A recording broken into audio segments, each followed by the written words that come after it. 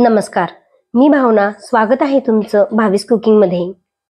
आज मी संक्रांती स्पेशल गाजरचा हलवा केलेला आहे. किती छान मस्त रंग आलेला आहे आणि मस्त लुसलुशीत दिसत आहे. तुम्हालाही असाच गाजरचा हलवा माझ्या पद्धतीने करायचा असेल तर व्हिडिओ शेवटपर्यंत नक्की बघा. हलवा करण्यासाठी मी इथे 1 किलो गाजर घेतलेले आहेत. गाजर पाण्याने स्वच्छ धुवून घेतले आणि कॉटनच्या कपड्याने याला पुसून घेतलेले आहे. आता आपल्याला गाजरचे जे वरचं साल आहे ते काढून घ्यायचं आहे. आजूबाजूचे त्याचे हे देठ काढून घ्यायचे आणि गाजर अशा प्रकारे सोलरने हे सोलून घ्यायचे आहे. बघा, अशा प्रकारे हे सर्व गाजर आपल्याला अशाच प्रकारे सोलून घ्यायचे आहेत, जेणेकरून गाजराच्या वर जे वरती व्हाईट डाग दिसत आहेत ते निघून जातील आणि आपल्याला हलव्याचा जो रंग आहे तोही छान येईल. कोणी कोणी काय करतं की त्या फक्त शिराच काढतात, तर फक्त शिरा न काढता अशा प्रकारे गाजर हे वरच्या साईडने सोलून घ्यायचं आहे आणि गाजराचे जे हे आजूबाजूचे जे देठ आहेत ते सुद्धा काढून घ्यायचे आहे. गाजर शक्यतो घेताना अशा प्रकारे जाडच घ्यायचे. जर आपण पारंपरिक पद्धतीने हा गाजराचा हलवा करतोय, आपल्याला हे गाजर किसून घ्यावे लागणार आहेत, त्यामुळे अशा प्रकारे हे मोठे गाजरच आपल्याला इथं लागणार आहेत. आता सर्व गाजर हे सोलून झालेले आहेत. आता आपण हे किसणीने किसून घेऊयात. जे मीडियम साईजचे होल असतात त्याच होलने आपल्याला हे गाजर किसून घ्यायचं आहे.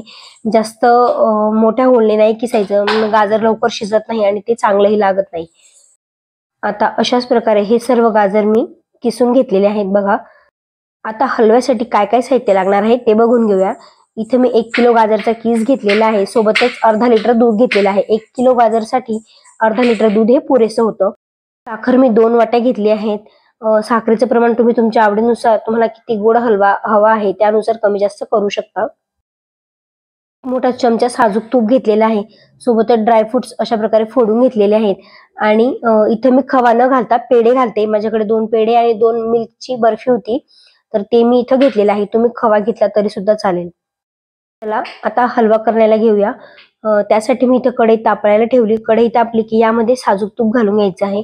तूप घालताना अशा प्रकारे आजूबाजूने घालायचं, म्हणजे तूप हे कढईला सर्व बाजूने लागेल.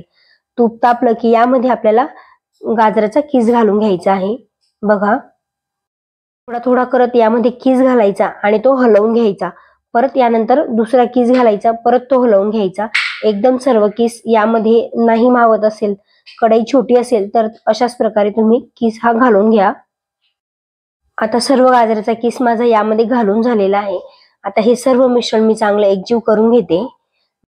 काही सेकंदातच आपल्या गाजराचा रंग हा बदलायला सुरुवात झालेली आहे.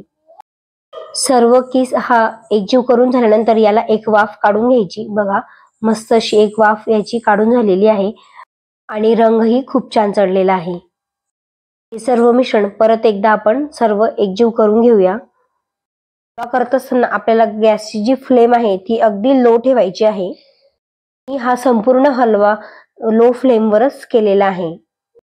सर्व मिश्रण एकत्र झाल्यानंतर यामध्ये दूध घालून घ्यायचं. दूध हे आपल्याला साईसकट घालायचं आहे. दूध घालताना ते जरा कोमटच हवं, म्हणजे जरा गरमच हवं. एकदम थंड दूध आपल्याला यामध्ये नाही घालायचं आहे. दूध घातल्यानंतर संपूर्ण मिश्रण हे आपल्याला छान एकजीव करून घ्यायचं आहे. दूध घालताना हे एकदम नाही घालायचं, थोडं थोडं करून घालायचं आहे.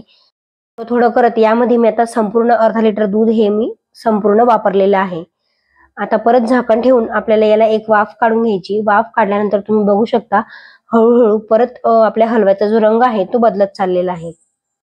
अधूनमधून हलवा आपल्याला हा हलवत राहायचा आहे, जेणेकरून तो खाली लागणार नाही आणि सर्व बाजूंनी हा एकसारखा शिजेल. वाटायला लागलं की यामध्ये जे आपण ड्रायफ्रुट्सचे तुकडे केलेले होते ते सर्व यामध्ये घालून घ्यायचे आणि सोबतच यामध्ये आपल्याला पेढे घालून घ्यायचे आहेत. ते पेढे मी असे बारीक कुच करून घेतले. जर तुम्ही खवा घालणार असाल त्यालाही अशाच प्रकारे मोडून बारीक करून ह्या स्टेजला तुम्ही घालू शकता. आम्ही ज्यावेळेस गाजरचा हलवा करतो त्यावेळेस प्रत्येक वेळेस आम्ही पेढेच घालत असतो, खवा शक्यतो घालत नाही. त्याने हलव्याला एक वेगळी टेस्ट येते आणि हलवाही खूप छान लागतो. हलव्यामध्ये घातलेले ड्रायफ्रुट्स आणि जे पेढ्यांचा जो किस आहे तो मी ह्या मिश्रणमध्ये सर्व एकजीव करून घेतला. नंतर जर तुमच्याकडे स्मॅशर असेल तर स्मॅशरनी ह्या हलव्याला अशा प्रकारे हा आपल्याला प्रेस करून दाबून घ्यायचा आहे. बघा, अशा प्रकारे याने जे पेढ्याचे जे थोडे कण राहिलेले आहेत ते सुद्धा हे ह्या हलव्यामध्ये मिक्स होऊन जातात. मधून ह्या संपूर्ण मिश्रणाला मी हलवत राहिलेले होते। संपूर्ण दूध आटल्यावर हलव्याचा रंग बदलतो त्या स्टेजला आपल्याला यामध्ये साखर घालून घ्यायची आहे। तुम्ही किती गोड खाता त्यानुसार तुम्ही साखरेचं प्रमाण कमी जास्त करू शकतात।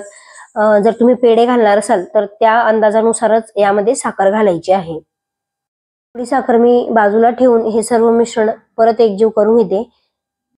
साखर धीरे धीरे जशी विरघळायला लागते तसंच हलव्याचा रंग सुद्धा हा बदलत जातो। तुम्ही बघू शकता सर्व साखर आता यामध्ये मी एकजीव करून घेतलेली आहे। उरलेल्या साखरपैकी थोडीशी अजून साखर यामध्ये मला लागत आहे, त्यामुळे मी अजून टाकून घेतली आणि परत सर्व मिश्रण हे एकजीव करून घेतलेलं आहे। तुम्ही बघू शकता आपल्या हलव्याला खूप छान असा रंग आलेला आहे।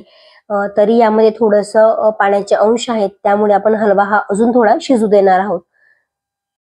हलवा शिजत असताना आपल्याला हा अधूनमधून हे सर्व मिश्रण एकजीव करत राहायचं आहे, जेणेकरून ते खाली लागणार नाही आणि सर्व हलवा हा एकसारखा शिजेल। हा संपूर्ण हलवा मी गॅसच्या लो फ्लेमवरच केलेला आहे। तुम्ही सुद्धा गॅसची फ्लेम ही लोच ठेवायची आहे।